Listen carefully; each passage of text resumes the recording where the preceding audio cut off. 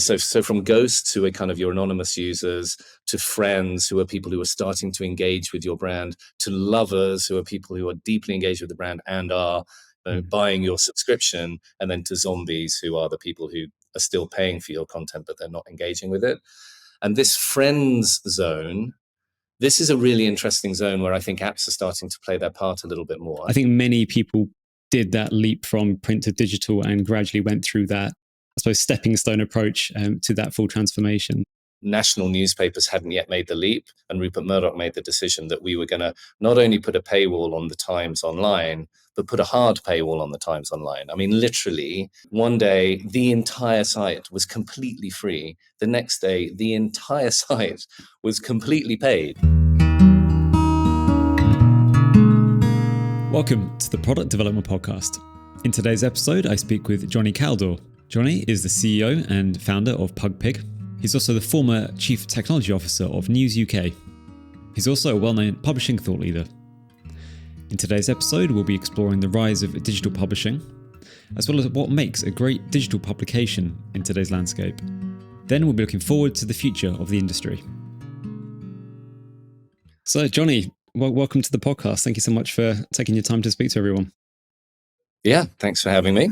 I think we originally met, correct me if I'm wrong, but around 2018, I think it was, and it was in Austin, Texas at ONA 18 event, which was the Online News Association, and I believe Pugpig were exhibiting there, and I met up with yourself and your colleague Dom, and a lot has changed since 2018 in the publishing world, and specifically mobile publishing. So what I'm hoping to get through in this episode is paint the picture of what the publishing landscape looked like, and where it is now, and where you see things going in the future for the different types of publishing businesses, which we'll get into a bit later on. But to start things off, I'd like to paint a bit of a picture for you, and then you can paint your picture from your perspective as a business owner.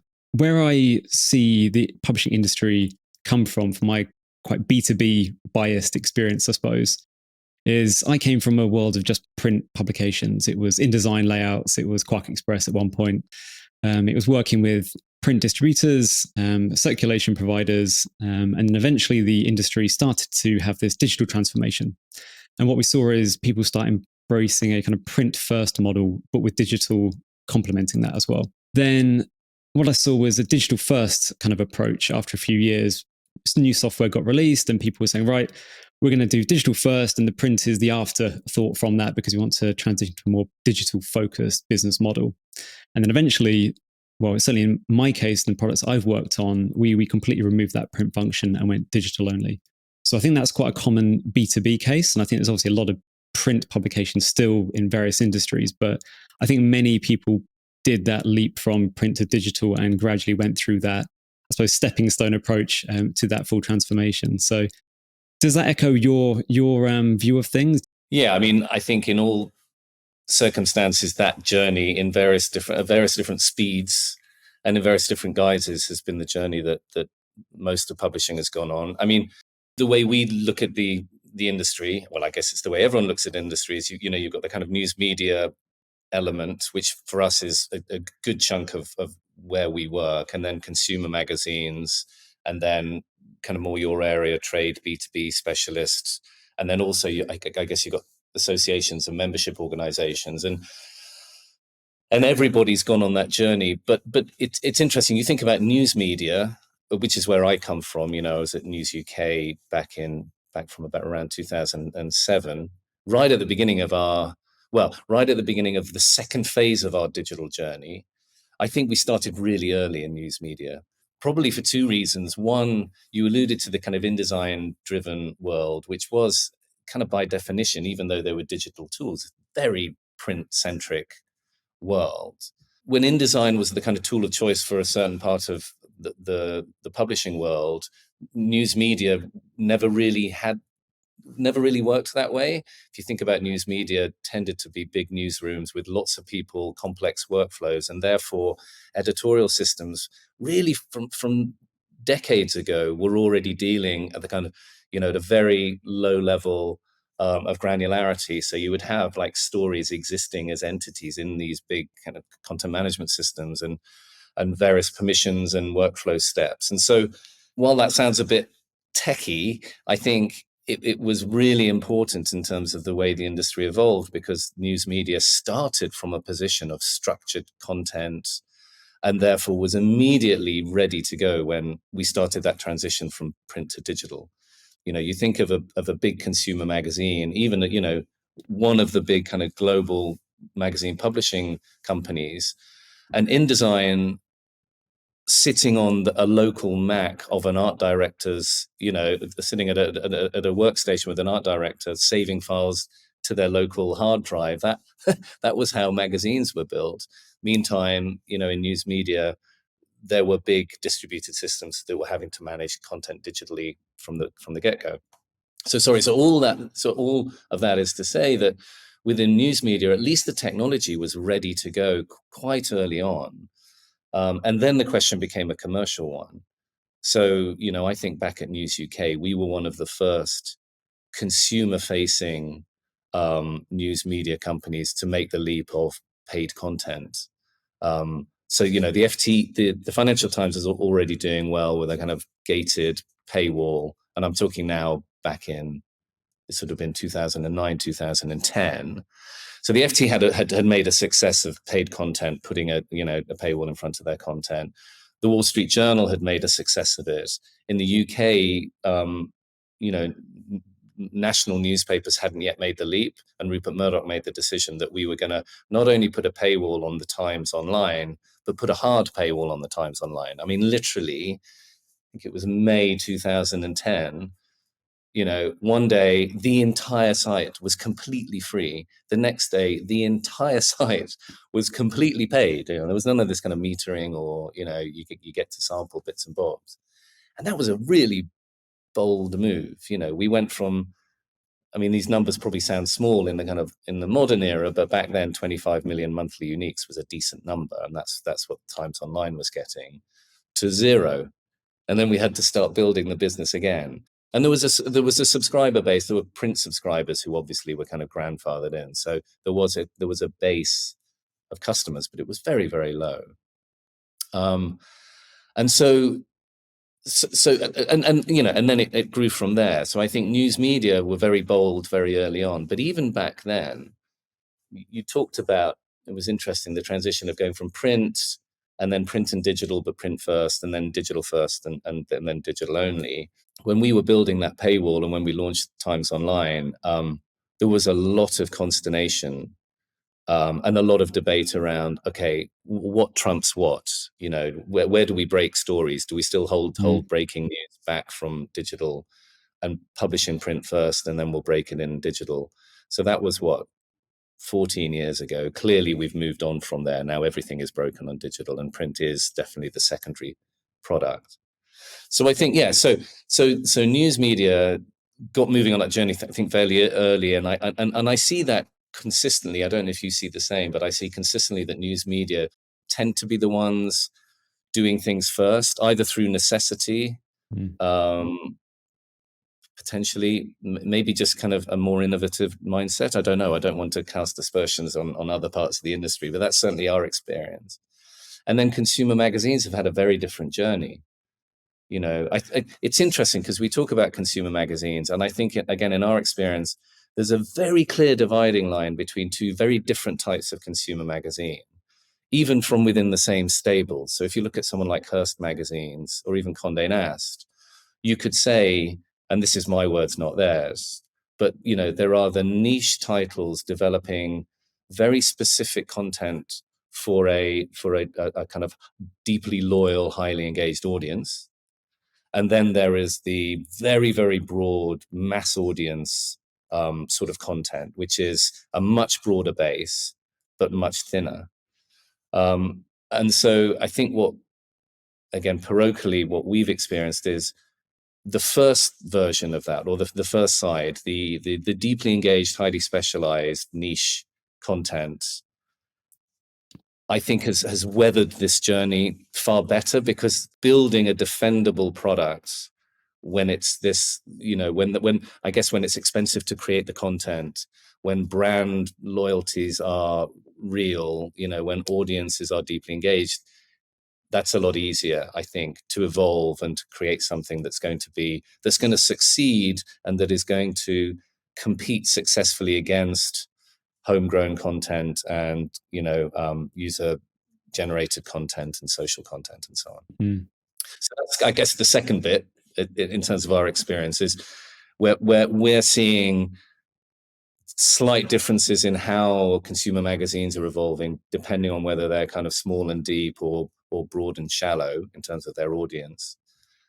And then B2B, well, that's your world. I think you're far more expert in that area than us. I think we do work with a bunch of B2B publishers, and I've seen some degree of evolution, but I haven't seen quite as much in news media and consumer media. I mean, definitely that switch from print to digital, but how the product changes, I'd be really interested actually for us to have a chat about that in this, because as a product person, you'll have seen how products have evolved in B2B media better than us, where we come from product first and then we're trying to work out how that product works in each market, whereas you're coming from that very specific use case and defining products around that. So it'd be interesting to get your view on how product has evolved in the B2B world.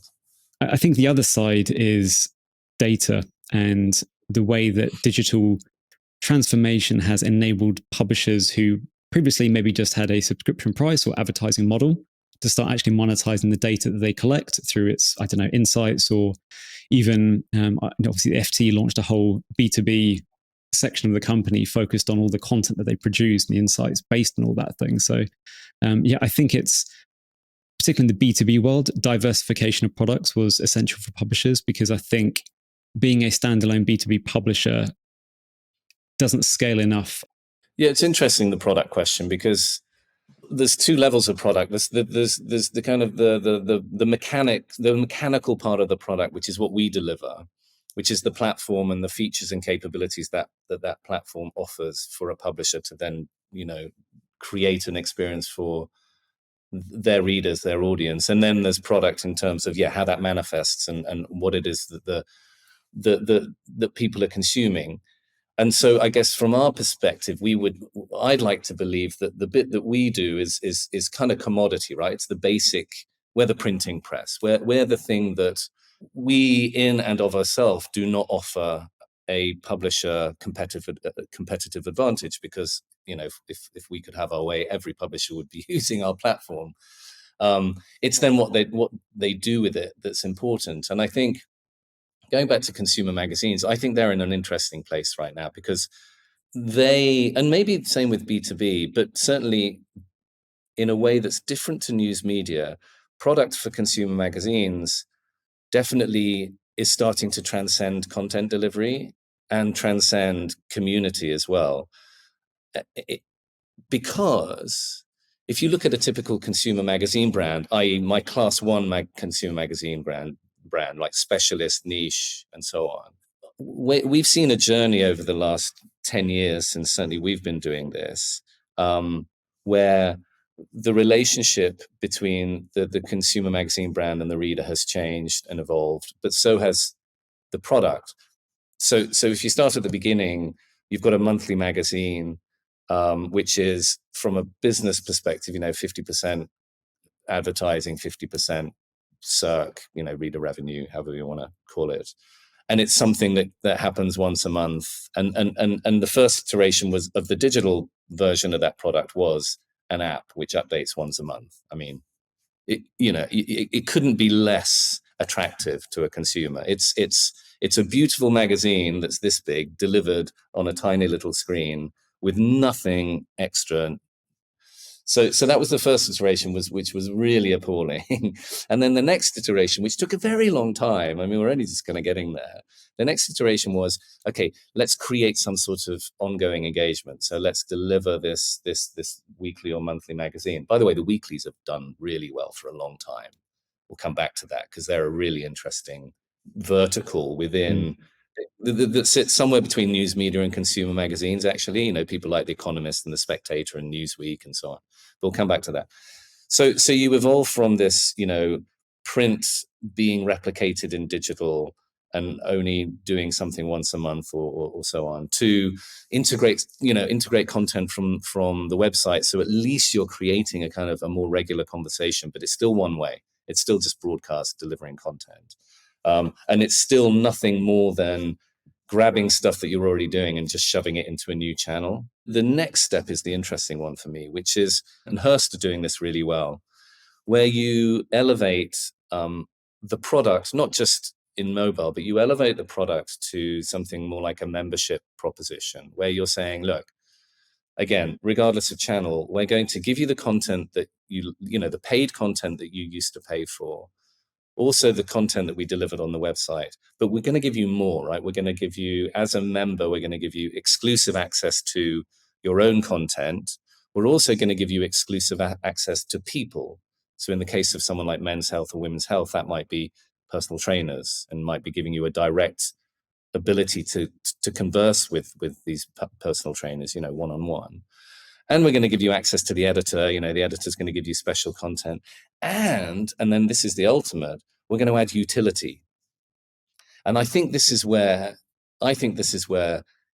it really starts to work for consumer magazines, is you're really extending your brand because your brand has a loyal following of deeply engaged readers who really have an interest. This is what they really care about. You take that brand, we had events as a brand extension over the last decade or so. I think utility is kind of the next one. And I don't think it's the killer app, but I think it's just another tool in a consumer magazine's toolbox in order to create a much broader, much more compelling proposition for their audience.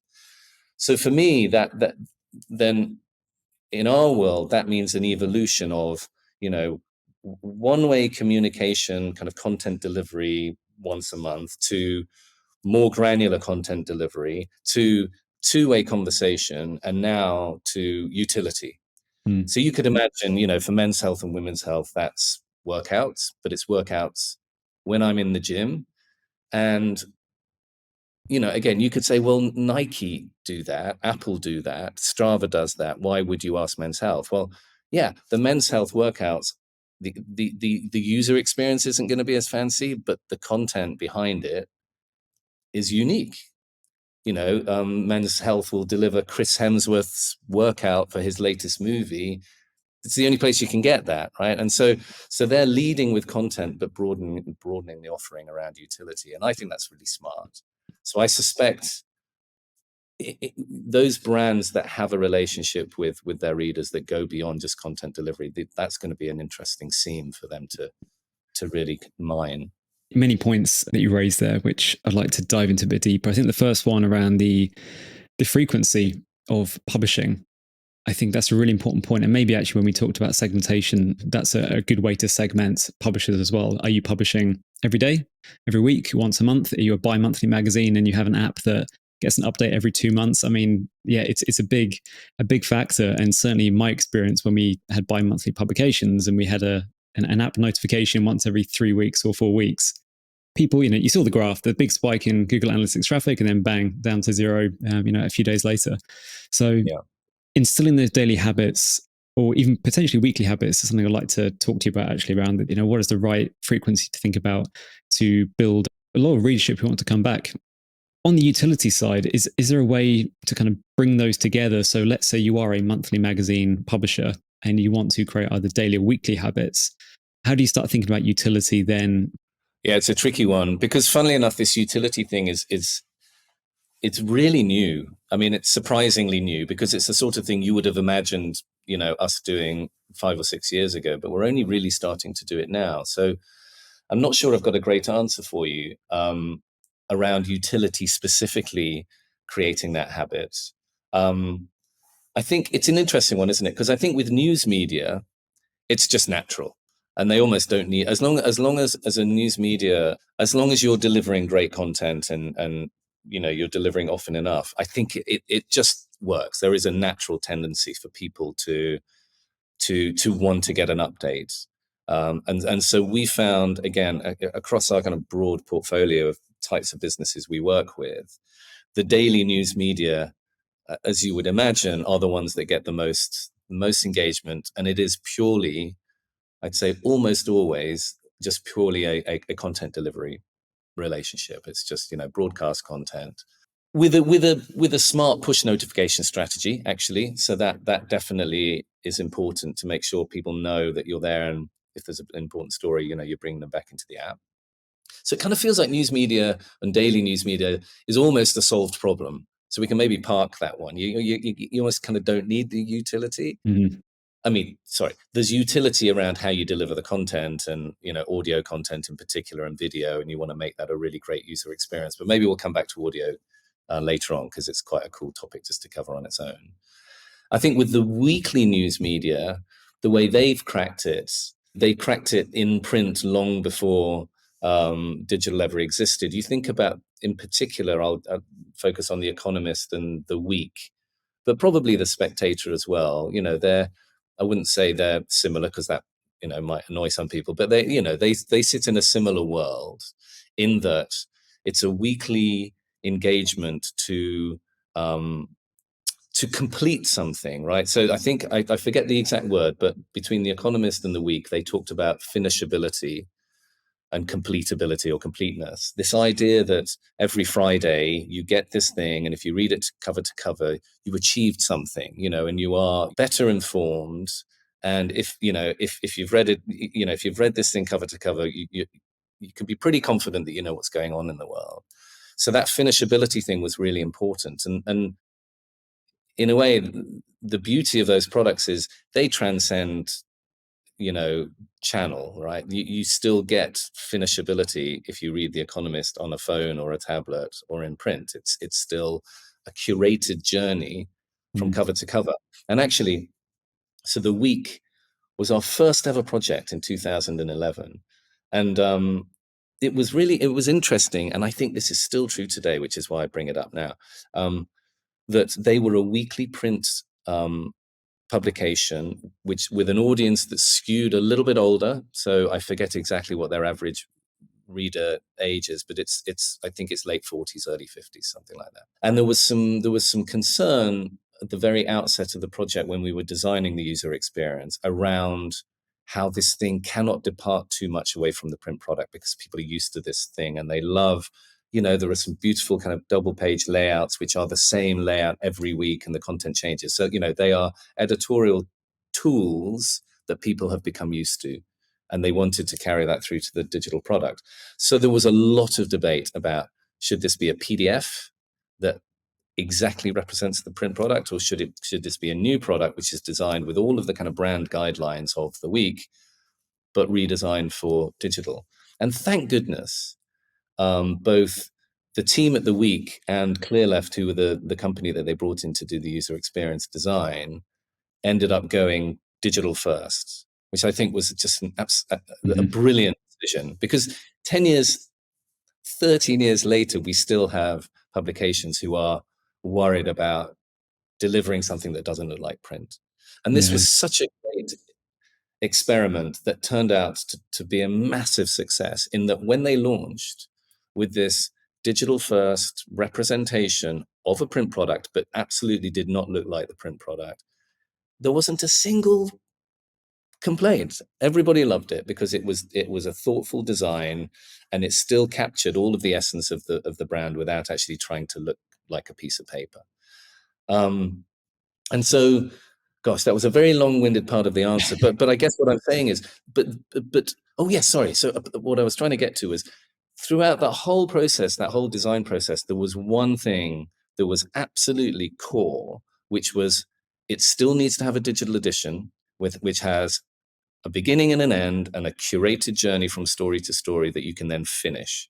And so I think it's really important, when you think about digital editions, not to necessarily marry that to print. It just means a digital representative of a product which can be completed and has a beginning and an end.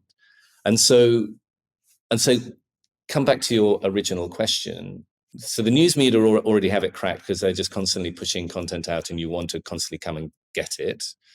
The weeklies, I think, have created this habit, this like, you must read this thing every week, and this concept of finishability, which lent itself really beautifully to a digital product. So I think they've cracked it as well. So then you get to the consumer magazines, they're the ones with the toughest challenge. And I think that's why the utility starts to become an important part of their mix. Because you think about a consumer magazine, you don't need to go in every day to get fashion tips. I don't need to go into a GQ app every day because there's nothing there that I need every day from them. It is more of a kind of a casual lean back experience. And that's the trick, is how do you create a compelling product for an audience who have a quite different reading characteristic than they do with these weeklies and dailies. And that's kind of what we're working through right now. The reason we're only working through it right now is because I think, whereas with news media and these weeklies, it's been a challenge that they've had to face, and they've been looking at it and investing in it for 13 years now. I have to say, in the consumer magazines, they're only really starting to invest in these sorts of products, which is why I think they're a little bit late to the game. But it's happening. A couple of things you mentioned there. One, you made me laugh with the idea of a start and a finish, because I think that's kind of opposite to the models that people like Facebook and YouTube do, or Instagram, where you're scrolling and it's this sense of there is no end. It's deliberately, there's no end point. It's just endless scrolling, which keeps you there as long as possible with that dopamine hit. So obviously quite a different experience, and I think that's probably the idea of the magazine in itself. Yeah, that's a good point. And I think what we see with most of our publishers right now is a mix of the two. So if you look in any one of our apps today, there'll be a kind of a today or home or whatever the publisher calls it, but a kind of a home timeline, which is not an endless scroll, but it is a kind of scroll of, look, here's the stuff that we're publishing right now. And then there's another area of the app which, assuming they have a digital edition, because many of our publishers are digital only, so it's all just kind of feed based. But often you have the kind of feed based element, and then you have the digital edition element. So you then get to choose as a consumer. And sometimes it's interesting about that is sometimes it's a very large percentage of overlap in terms of the content. In other words, it is just two different ways of delivering exactly the same content. And other times it is completely different. I mean, it's zero overlap between the feed-based content, which is often, but not always, the stuff which is freely available on the website, versus the digital edition content, which tends to be the stuff which is behind a paywall and is, paid content. Not always, like I said, everyone has their own way of doing that. You also reminded me of when you talked about the print versus digital user experience. The premium slot, for example, on a print magazine is the outside back cover. Historically, advertisers want that slot because you pick it up off the newsstand and you happen to notice on the back there's this shiny advert that catches your attention. In a digital edition, the whole concept of the outside back cover is basically relegated to the worst possible position at the back of the publication. So you have to scroll through the entire thing to get to that point. And that was definitely a challenge for us when we were doing this digital first approach. And I think we ended up essentially just planting the outside back cover next to the front cover when people loaded up the experience, which is quite a common way to do it. But I think there are little things like that which mean that the user experience, you really do have to factor into it. And as you mentioned, you're very happy with the week's approach, because that's exactly that. The way people consume is different on a tablet, on a mobile, on a desktop compared to a book or a magazine completely. So it's interesting. And advertising has been on quite a journey in our little niche part of the world. When I keep talking about our niche part of the world, of course, it's not just mobile, but mobile apps. And mobile apps have a very, very peculiar characteristic in that they're kind of the opposite of a website, right? And in that they tend to be very small audiences, but they tend to be highly engaged, very loyal audiences. So, no one is going to download an app to use once. They only download apps because they have some sort of pre-existing relationship with the brand. And so you get this completely different audience profile. And as a consequence, advertising's had a really odd journey in our little world of apps. So when we started 2011 and it was all about the iPad, advertising was a really major part of it. And we were doing, with the week, we were building custom interactive adverts for Rolex, for Amex, for Lexus, and so on. They cost a fortune to build, and then they were sold at a pretty high premium. And then, over the course of early years, it became apparent that the audiences were just not big enough to warrant that level of investment in these interactive adverts. So then they became kind of still interstitial adverts. And then when you move across, and they work fine because they're non-intrusive, they go between pages, and they can be somewhat effective as long as you manage your expectations. If you're on the commercial side of the business around the size of the audience, because you're simply not going to get that same audience. What happened then subsequently was that the commercial teams tended to look, if you're comparing, right, here's my kind of advertising world, and I've got, this audience, where are my hands? There you go. I've got this audience over here, which is my web audience. And then I've got this teeny tiny little audience over here, which is my app audience, which is at least an order of magnitude, if not two, smaller than the web audience. At the macro level, you just completely ignore that audience, right? You just say, well, it's just not even worth my time. But actually, the unit economics are such that an individual reader in the app is 10 times more valuable than that same reader on the website. So if you look at it at a unit economics perspective, you would prioritize the app. If you look at it at kind of a macro level, you would deprioritize the app. So what we found was, for quite a long time in our journey over the last 13 years, advertising has been almost an afterthought, because everyone on the commercial side of the business is focusing on other areas. I think now, over the last few years, as apps have kind of, it's like the pendulum swings, right? In 2010, everyone wanted an app. And then they realized that they weren't, the massive panacea that they were going to be. So 5 years later, some people still realized it was extremely important, primarily news media, but a lot of publishers suddenly thought, well, there's no point having these at all. And now the pendulum is kind of continuing to swing back to the edge, which is, it's a really important part of your engagement strategy. So while it will have a smaller audience, you still need to do this. And so we found now, probably in the last 3 years, that advertising has started to become an important part of the mix again in apps, because the unit economics are really fantastic. So as long as you can create an experience that isn't like a website where you are, let's face it, destroying the user experience by throwing ads all over the place. I think the one thing that the publishers have decided in app is that they don't want to compromise the user experience. So even if there's advertising in there, they really pull it back, because they know they can do, because you're still going to get multiple impressions as people just go through the app. That's been the evolution. 10 years ago, it was 100% reader revenue that you were expecting to get from an app. I think now we're moving into reader revenue with a little bit of ad revenue kind of sprinkled on top for a little bit of extra, but still, nothing compared to the sort of ad revenue you're getting from the website. You're exposed to 400 plus media brands in Pugpig, so you have a pretty good idea of what makes a good publishing platform. You've been developing one for many, many years now. So what makes a good digital publishing experience for a user, and what do you think about in terms of your products? I mean, there are a few kind of, these are probably product characteristics in general, but I think, the obvious ones, like lack of friction, that I think take away steps from, between the reader and the content. That would be the first thing. I think content and an experience that's designed with the device in mind. So that means the app on a phone should use user experience conventions that a phone user is used to.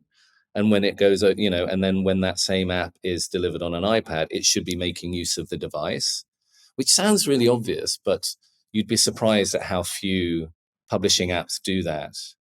It tends to be the case, doesn't it, that we measure apps and I mean, as consumers here, against the big core apps that everybody uses every day, that have literally billions of dollars of investment piled into them, Instagram and Facebook and so on. And then when you look to any kind of industry vertical app, they tend to be really awful, don't they? I mean, you've only got to go to a conference and download a conference app, and you see how bad apps can be when they exist, in a very, very specific vertical. And I think that's the danger with publishing apps. You have publishers building their own apps. You have tens and tens of different app platforms building publishing apps for publishers. And so there's a lot of room for very poor user experience. And we, by no means, have got it absolutely perfect. We have the same issue. But yes, I think a really clean, consistent user experience that uses the conventions that people are used to, I think that's the first thing. Apple did it 15 years ago, right? Moving away from skeuomorphism in order to create experiences that actually work for the device. So that would be the second tip, is like, don't try to make something look like it's from the physical world. And we still see that from time to time. And then taking advantage of the device itself, so these devices are very good at delivering audio content, better than websites, for example, right? So I think there's a step that publishers have to take, which is to go beyond just repackaging content that they've created for other purposes and actually think about this actual product in its own right, and think about whether there is content and utility, to go back to our earlier point, that might exist just in this one context, and there might be real value for doing that. And I think we think of audio in two ways. There's podcasts, which of course, you can distribute through many different means. So through the big networks or the big players, and on your website and in your app. So that's one type of audio. But the other is audio versions of articles. And so a really nice example is The New Scientist, who, and I think this is going to catch on more and more. They have audio versions of articles, tick. They have their podcasts as well, tick. And we have a little kind of native audio player in our apps, which again is really important because you need to hook into the device itself. So for example, if you're listening to audio, when you close the app, you're still listening to audio. The sort of thing that you take for granted in the big apps, but well, actually that doesn't work in Instagram, does it? But a proper audio app, you would just expect that to work. But then what The New Scientists have done, which I think is really cute, is you go into the digital edition and you can tell it to read an article or read a section or just read the entire edition. So you can imagine, I don't know, you're driving to work, you plug it into CarPlay, and you just get New Scientist to read itself to you. So I think there are some really nice examples there where good product design is creating a user experience which actually finally takes advantage of the device, rather than just, oh, we've got all this stuff, how can we bundle it up and just kind of deliver it to people? And then, I guess that then leads you to user-led design and thinking about the product from the reader, from the consumer, again, rather than just from, well, we got a bunch of content, how can we package it up in order to sell? And a good example there, sorry, and then I'll shut up, but I think about Tortoise, which is a slow media or a slow news organization, which was founded by Katie Vanek Smith and James Harding. And what was so fantastic about when they founded that company 5 or 6 years ago was the fact that you had two people who were coming at product, and this is product in its broadest sense, from two very different directions, but when you brought them together, it created something really compelling. You had James Harding, who was an editor, who came at it from an editorial and content perspective. So what's all the great, what's the fantastic journalism that we can deliver, and how can we deliver it to an audience? And Katie came at it from a member perspective. So they agreed that they were going to build a membership business. Katie's perspective was, right, who are our members and what do they want, and how can we deliver them an experience and the content that's going to make them find real value in the service? And then you put that together and it's a really compelling team, right? Because you're coming at it from both angles. And so we find, as we think about products, it's really nice to work with a publisher and say, look, we know that the starting point is going to be, I've got all of this content because I'm already creating it, so we might as well repurpose it. How do I deliver that to the consumer? Of course, that's important. And of course, you're going to do that. But let's also look at it from the other angle and say, look, I've got these consumers. What do they want? What do they want from the brand? And what have we already got that we can give to them? But what else might we want to create in order to, create a really fulfilling product for them? And those are the really great conversations that we have today. So yeah, that was probably a very roundabout way of answering a bit of your question, but I'll stop. Well, there's some really important points there, I think to dissect a bit more as well. You also reminded me of, I think it's Gary Vee's inverted pyramid content stack, I want to call it, which is essentially you do one thing. Let's say you give a keynote speech at an event. You have someone with you to film you, record the audio, and then from that piece of content that you've created, you can, in a form of a pyramid, you can create many different forms of content and distribution channels. So maybe you write an article about one of the particular points. You would record some social clips for some of the snippets that you mentioned. You maybe do a full long form, full transcript of the speech. You do clips on YouTube for the video. So there's almost limitless amount of different ways you can slice up a single piece of content, and it very much aligns with what you're talking about: audio, so audio, visual, text, whatever else it could be. So there's a wealth of content waiting to be repurposed, and I think it's a great tactic to employ, particularly for maybe publishers who don't have huge budgets and need to get the most from the content they're producing as well. Yeah, that's right. But I think at some point publishers do need to start to invest beyond, I think it's very tricky. I think it's very hard for editorial teams to increase headcount, and this is the challenge, isn't it? Because as you're dreaming up these fantastic new products, invariably it's like, we actually need someone in order to be able to do this, and unfortunately, I think that's a real challenge for editorial teams to get the go ahead to make those investments. I mean, from our perspective, our hope is that we can deliver the platform which massively reduces the potential cost of building these products, such that the publishers can invest where it counts in their journalistic output or their journalistic creativity. Because that's where we come up against blockers more often than not. Is there's a great product idea, but ultimately someone's got to create that product from a content standpoint.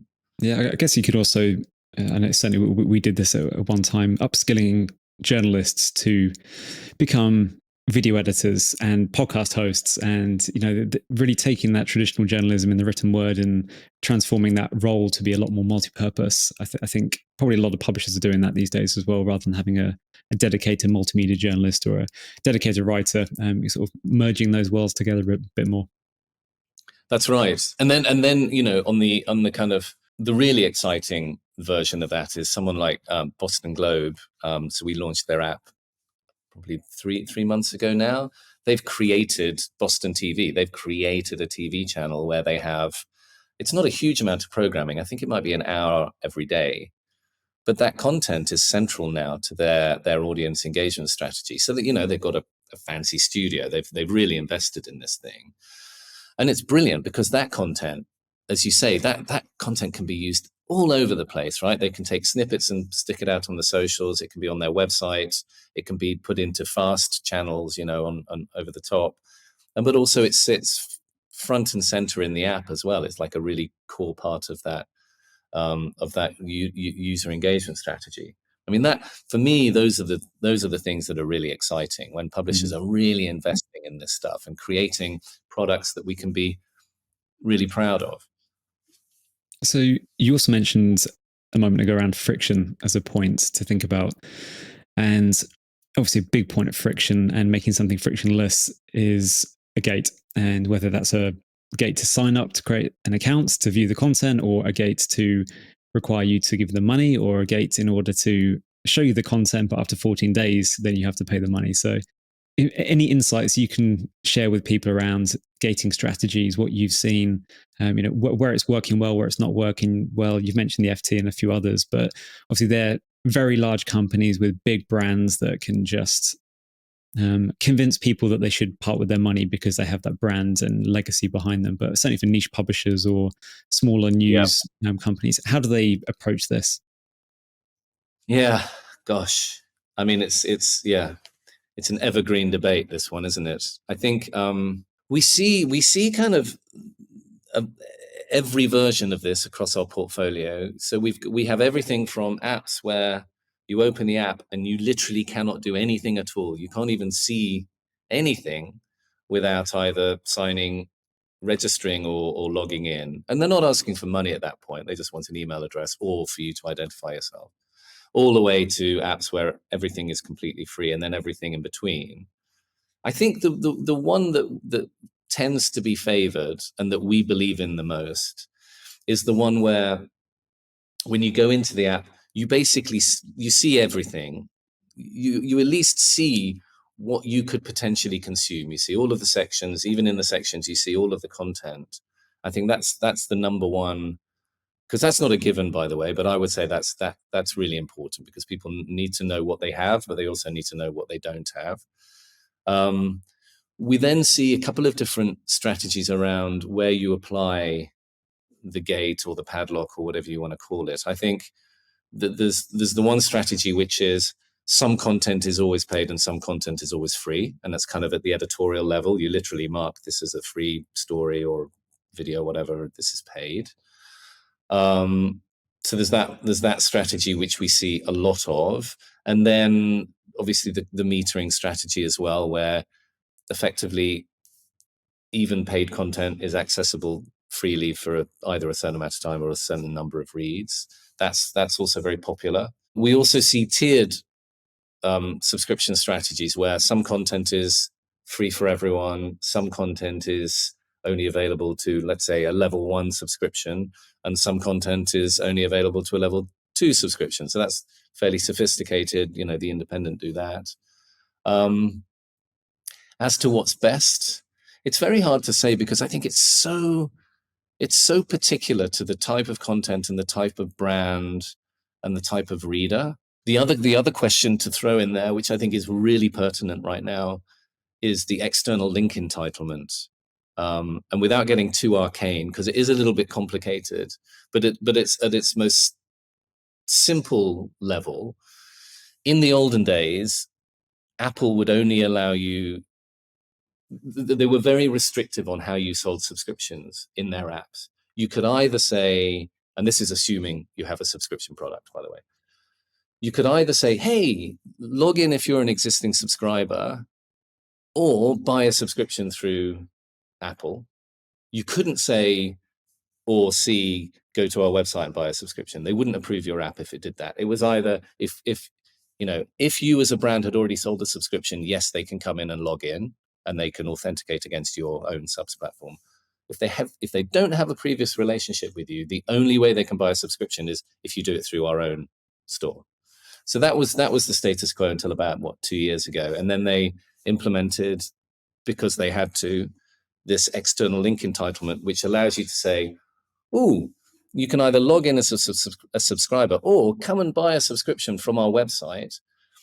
If you do that, and it's getting complicated now, but the basic rule is if you do that, you then can't offer in-app subscriptions. So then they're basically saying, all right, we're going to let you get around our subs pay, our old rules, but we're not going to let you have subscriptions through the App Store anymore. So we're going to take something away.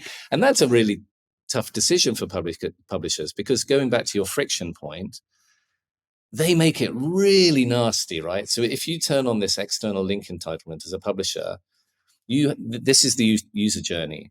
Hey, if you're a subscriber, come and log in here. If not, there's this little URL. You actually have to write out the URL. You can't have a nice button that says register. It's a URL. You have to tap on the URL. When you tap on the URL, you get a big modal which says, basically, warning, you are now leaving Apple's kind of safe zone. You're going to go to a website. Someone's going to try and sell something to you. Are you sure you want to do this? And then you hit OK. You open up a web browser, and you've got to take them through a whole journey to get their subscription. That's nasty, right? So they've basically given you an option, but they've made it really, really nasty, versus the click one button to subscribe and then, whatever, authenticate yourself through your Apple ID and you're done. So that's a kind of moving feast right now. Where that's going to end up, I don't know. So we've got a few publishers who are using that external link entitlement. It's good for B2B, right? Because you're talking about high value subscriptions where it's actually if it's a couple of grand a year, it's probably worth going through your own user journey, and it's not like they're gonna drop off. But for a news media or consumer magazine publisher, that's a tricky journey to try and force people through. Probably experimentation, just like with much product development, is the way to go. What works for one publisher who seems to be in the same segment as you may not work for you for whatever reason. Well, I think so. And also I would say we're not the experts in this, but if you talk to someone like Piano or Pool or Zuora, who are the kind of the three big guys in the industry who do this, they will all have loads of data and best practices around how to do this. And they have some fairly sophisticated technology now, which can do kind of propensity modeling and so on. So you can, we have certain kind of journeys that we can integrate from those sorts of platforms into the app around content recommendations, what sort of offers to deliver and so on. So there are quite sophisticated tools out there now to control those sorts of experiences. Again, the reason it's not super sophisticated in the app world is because I would say up until maybe 2 years ago, the assumption was that apps are really good at retention and engagement, but they're not really a tool for acquisition. And I think that means that very few of our publishers have played around with sophisticated paywall models inside the app, because the assumption is, well, they're probably a subscriber already before they even download the app. That's changing now. So we see the apps, there'll never be an audience acquisition tool, because it's very unlikely that someone's going to come in from a social post and download an app off the back of it. But they're definitely a subscriber acquisition tool. Maybe we can link to it. We did along with some other media players who we partner with, so Piano and Manifesto and In Digital, we did this retention economics report earlier in the year, and we talked about the 4 cohorts of your audience from what's the first? Oh yeah, so from ghosts, who are kind of your anonymous users, to friends, who are people who are starting to engage with your brand, to lovers, who are people who are deeply engaged with the brand and are buying your subscription, and then to zombies, who are the people who are still paying for your content but they're not engaging with it. And this friends zone, this is a really interesting zone where I think apps are starting to play their part a little bit more. In other words, they know the brand. And actually, the New Yorker wrote an article about this last week, didn't they? That the homepage is like the return of the homepage. In other words, people, and this is definitely from a publisher perspective, right? If you think about, publishers have been thinking about their audience largely in recent years has all been about referral traffic and maximizing those referrals from the socials, to the point where that traffic is dwindling and the homepage is becoming a much more important part of the mix again. And I think apps serve a similar purpose. In other words, people have an existing relationship with the brand. They know they're coming to you, so they're literally typing, the newyorker.com into their browser, or they're downloading the New Yorker app, and they're in that friend zone. They haven't yet started transacting with you. They're not yet a lover. They're still there. I think now we're seeing that apps are starting to play more of a part in that journey, converting friends into lovers. And that goes back to your original question, which is, how do you do that, right? How do you give them enough content to engage them and draw them in, while not giving them too much, such that they don't need to then take the next step in their relationship with you? And again, I know that people like Piano and Pool and Zuora have some great data around this. And I think they, from memory, certainly Piano would say, for example, if you have a meter, make sure the number of free articles is a really small number.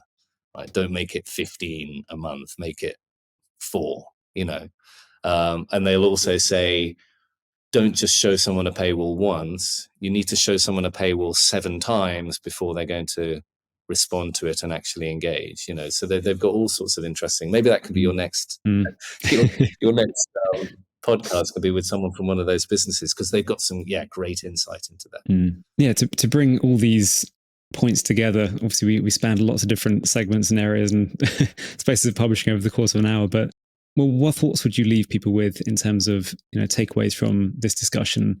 I'm aware that in a couple of weeks' time from this recording, you're speaking at the 46th FIPP World Media Congress. So, any particular executive summary points or sort of expanding upon what you've talked about today that you'd like to leave in people's thoughts as they finish the episode? Yeah, I guess two things. I'd say one is, I think it is absolutely the case that apps are now becoming a more and more important mix in how publishers see how they engage with their audience. And I think that's partly because we talked about it before, about the fact that social referrals are dwindling. So, relying on third parties to deliver traffic is no longer the only option. I think because of cookie deprecation, but also for other reasons, D2C relationships are more important than ever, direct to consumer relationships, and that first party data is more important than ever. You put all of those things together, and the tools that you have at your disposal in order to maximize those things, apps are kind of the number one way to do that. So I think it's inevitable for me that apps are going to become a more important part of people's mix, which is great, selfishly, because that's what we do. But I think also at the macro level, having been in the music industry and hearing about the impending death of the music industry, and then actually what really happened was it didn't die at all, it just shifted its business model. I absolutely completely see the same with news media and consumer magazines. I think there are going to be huge changes, but the fundamental relationship between creator and consumer, I think, will always exist, even if some of the creation is going to be done by AI. I still think there will always be a place for kind of human creation and curation, and there'll always be consumers. It's just the bit in between that's going to massively change. And that's exciting, because I think every single person in the industry has a part to play in that future and the evolution of that industry. It's just that some people are going to fall by the wayside and some people are going to emerge. I think as individuals, like people who exist in this ecosystem, that's fine. We'll shift from, working for one big publisher to maybe one young upstart who's completely redefining the way the industry works. So I'm massively optimistic about where things are going. Jonny, thank you so much for sharing your thoughts and wisdom. And it'd be interesting to see how things progress in the next few years, whether some of those things that you talked about come to fruition, or a curveball comes along the way and changes the industry for whatever way it might do. But thanks again. Where can people find you online and Pugpig information? Yeah, just pugpig.com is our website. It's a lot of content on there. Follow me on LinkedIn or come to FIP. It's a great event, although it's probably already going to be happening. Well, potentially, yeah. Well, I'll leave links in the show notes. And if there's any other market reports or things that you've worked on as well, I can share those as well. So make sure to check this out, and in the description on YouTube as well. So thanks again, Jonny. Nice one. Thank you. Thank you. You've been watching or listening to the Product Development Podcast. If you enjoyed this episode, please make sure to leave a like, share with your colleagues, follow on your preferred podcast platform. I'll see you in the next episode.